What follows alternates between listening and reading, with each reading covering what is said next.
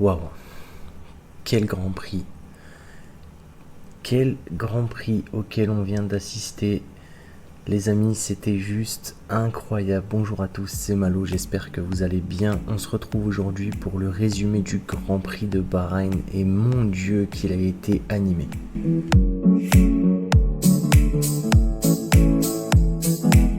Alors sans plus attendre, parlons du vainqueur de ce Grand Prix de Bahreïn qui est nul autre que Max Verstappen. Honnêtement, pour les Red Bull, ça a été une promenade de santé.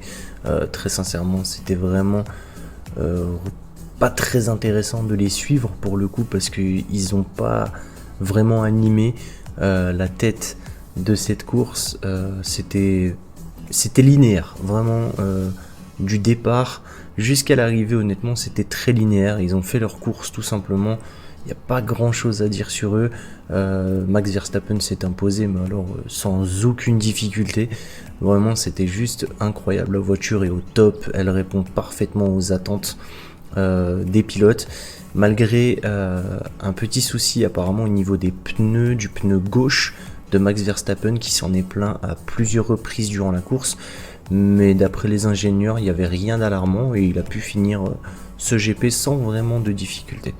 Alors bien évidemment, je me devais aussi de parler de la gestion de pneus de Checo, mais c'est incroyable. Il a tenu 17 tours sur ses pneus tendres, c'est énorme.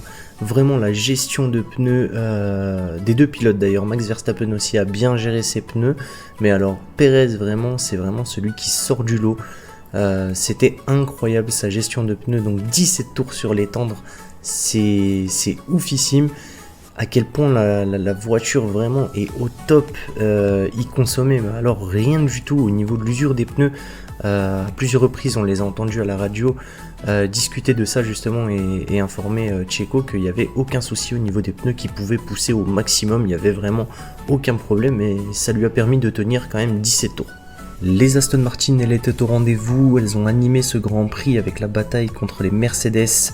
C'était vraiment très intéressant pour les puristes de F1, ça a fait plaisir de voir une petite bataille Alonso, Hamilton, c'était vraiment très intéressant. Vraiment très grosse surprise de voir les Aston aussi compétitives. Alors je dis très grosse surprise parce que je ne m'attendais pas à ce qu'elles aient un aussi bon rythme de course. Vraiment, elles étaient très rapides. On a pu le voir déjà lors des essais hivernaux. On a vu que l'Aston c'était vraiment un step-up, mais de fou par rapport à la saison dernière. Et ça se confirme encore une fois lors de la course. George Russell, lui, avait un meilleur rythme que Lewis Hamilton. Malheureusement, je pense que la stratégie Mercedes l'a un peu pénalisé dans tout ça, notamment avec un blocage de roue lors du pit. Malheureusement, ça lui a fait perdre beaucoup de temps. Et après, il a eu du mal à retrouver son rythme. En tout cas, je pense vraiment que cette petite bataille Aston-Mercedes va vraiment être animée. De toute façon, je vous l'avais dit dans mes pronostics du début de saison. Je pense que pendant le début de la saison, ça va être très animé. Et après, une fois que Mercedes va se stabiliser, je pense qu'ils vont reprendre le dessus sur les Aston. Mais en tout cas, vraiment, cette petite bataille, ça fait vraiment plaisir aux yeux. Les Ferrari d'ailleurs, parlons-en, avec l'abandon de Charles Leclerc dans le 41e tour de la course. Malheureusement pour lui, suite à un problème moteur de ce que j'ai cru comprendre. Moi personnellement, je suis un peu déçu des Ferrari. Alors non pas parce que Charles Leclerc a abandonné, ça c'est un fait de course, c'est comme ça. Il faisait une très bonne course, ça on ne peut pas lui reprocher. Encore une fois, c'est la fiabilité de la monoplace qui lui fait défaut. Mais je suis déçu des Ferrari, notamment par Carlos Sainz, parce que on ne sait ni pourquoi et ni comment. Mais alors dans la fin de course, il était en perte de vitesse, vraiment il n'avait plus aucun rythme. C'est d'ailleurs comme ça qu'Alonso a réussi à lui reprendre du temps, mais alors hyper rapidement, et à récupérer cette troisième position. Il était pas loin de se faire aussi dépasser par Lewis Hamilton. Heureusement pour lui, ça a tenu bon. Mais très sincèrement, les Ferrari, il y a des choses à revoir. Le début de saison semble compliqué après ce Grand Prix de Bahreïn. Vraiment, ça a l'air d'être très compliqué. Je pense que ça a dû chauffer dans le paddock pour les Ferrari. Alors je sais pas si c'est les restes du travail de Mathias Binotto ou si l'ombre de Mathias Binotto planait sur les Ferrari, mais malheureusement ça a été une course qui à mon sens a été vraiment catastrophique. Rien n'enlève la P3 que Leclerc tenait jusqu'au 41e tour, du coup là où il a abandonné, mais très honnêtement c'est pas serein. Côté Ferrari, vraiment c'est vraiment pas serein. Concernant les Racing Point, les Alpines, ça a été une course très compliquée pour nous Français. Très honnêtement, ça a été très compliqué. Abandon d'Esteban Ocon au 42e tour. À la suite de nombreuses pénalités qui ont été clownesques. Il se prend une pénalité pour un accrochage de 5 secondes, puis finalement ils se sont trompés sur la pénalité avant de finalement lui valider cette pénalité.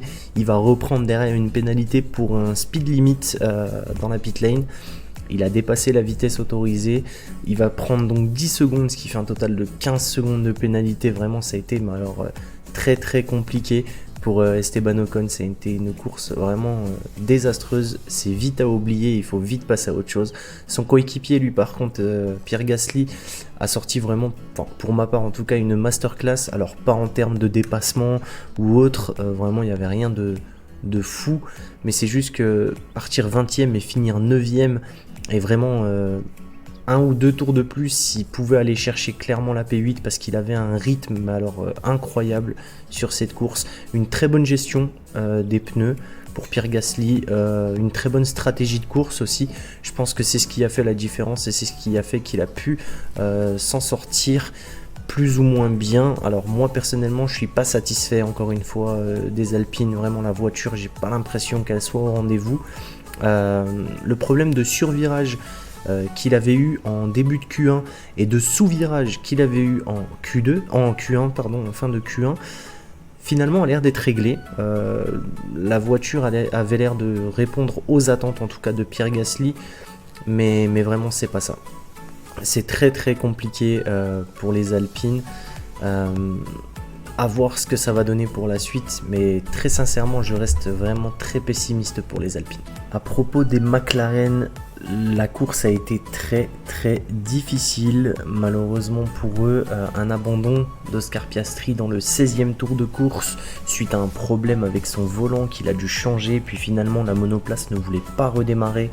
Son coéquipier lui pareil a été vraiment à la ramasse. Vraiment les McLaren là ça a été très compliqué.